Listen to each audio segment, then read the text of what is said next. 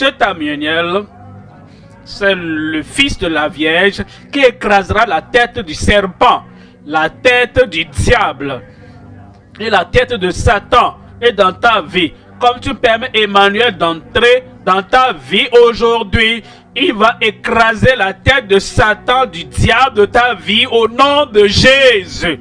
Prophétie concernant la venue d'Emmanuel. La prophétie concernant la venue d'Emmanuel.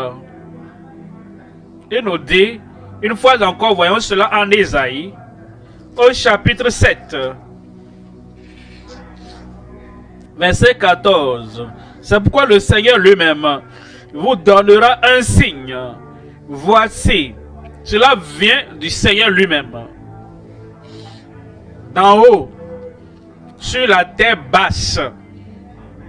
Ceci vient du Dieu qui nous a fait la promesse depuis la chute de l'homme, qu'il va révoquer tout ce que la chute de l'homme avait causé, qu'il va annuler dans ta vie, dans ma vie et dans chaque vie, toute vie de ceux qui viennent à lui et qui croient, qu'il va annuler les effets négatifs de la chute de l'homme dans la vie de chacun. Et ceci vient donc du Seigneur. Et tout ce qui te vient aujourd'hui, que tu entends, cela vient du Seigneur lui-même, parce que Dieu vous donnera un signe. Voici, la jeune fille deviendra enceinte. La Vierge deviendra enceinte. Ça, c'est ce que Dieu a planifié. C'est unique. Cela n'a jamais eu lieu à toute autre personne. Et cela n'est même pas arrivé à Ève. Non à Sarah, ni à aucune autre femme dans le monde qui n'a jamais connu un homme. Mais toute seule, sans aucune interaction ou aucun rapport avec un homme, la Vierge deviendra enceinte miraculeusement. La Vierge sera enceinte de façon surnaturelle. La Vierge sera enceinte sans l'aide d'un homme ou de toute autre personne sur la terre. Elle sera enceinte et enfantera un fils, le fils qui est venu sauver, le fils qui est venu délivrer. Et elle enfantera un fils et elle lui donnera le nom d'Emmanuel. Cette promesse vient d'où? Cette prophétie vient d'où? En Genèse 3, 15. Après que Adam et Ève aient désobéi au Seigneur, après qu'ils ont mangé le fruit interdit, après qu'ils se sont rebellés contre le Dieu du ciel, après qu'ils se soient vendus à Satan, la malédiction est venue et immédiatement, à cause de la malédiction de la désobéissance, à cause de la répercussion de cette rébellion, à cause du mal qu'ils ont fait, venant de Satan en eux et à travers eux envers le monde, le Seigneur, le Dieu du ciel, a fait la promesse que le Rédempteur viendra, le Sauveur viendra, que celui qui va nous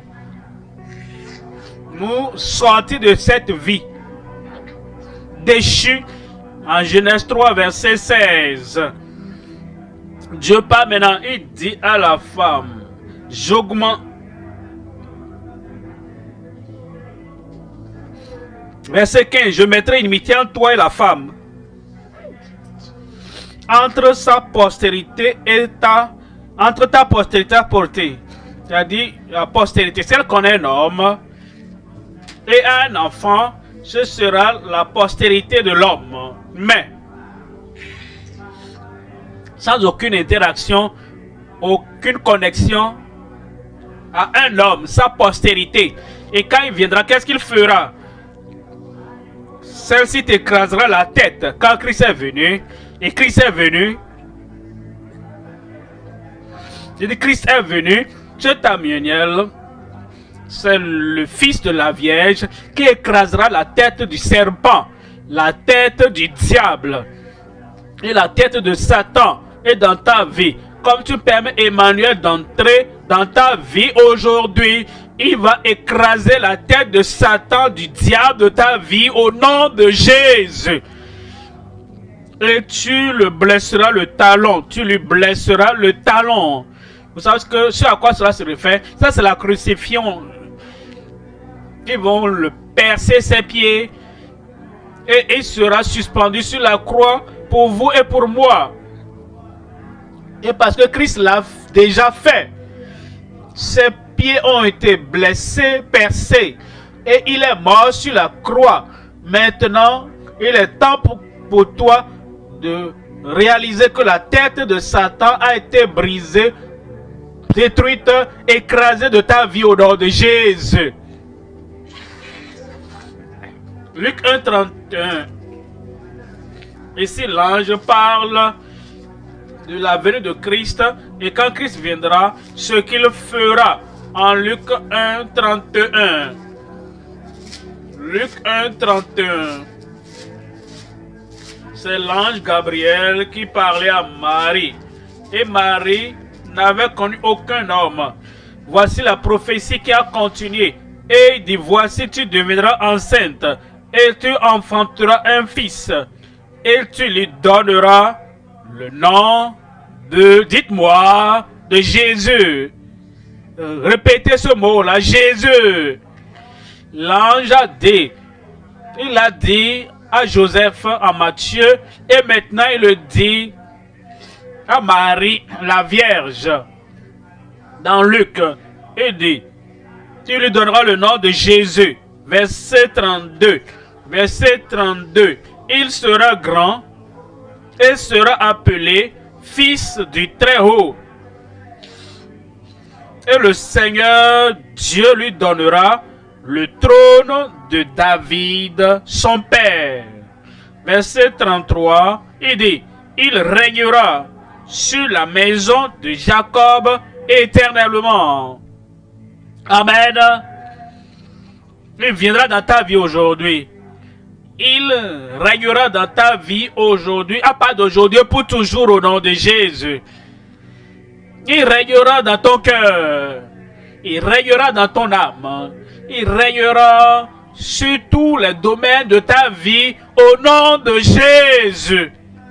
On dit, il régnera sur la maison de Jacob éternellement et son règne n'aura point de fin.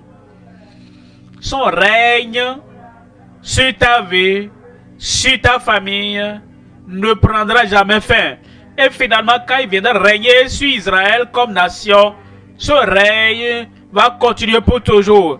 Maintenant, quand il établira son règne millénaire, il régnera sur toute la terre et à partir de ce millénaire pour toujours au nom de Jésus.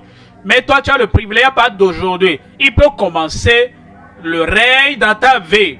Et là où Christ règne, là où Christ est présent, le mal va disparaître. Le péché va disparaître.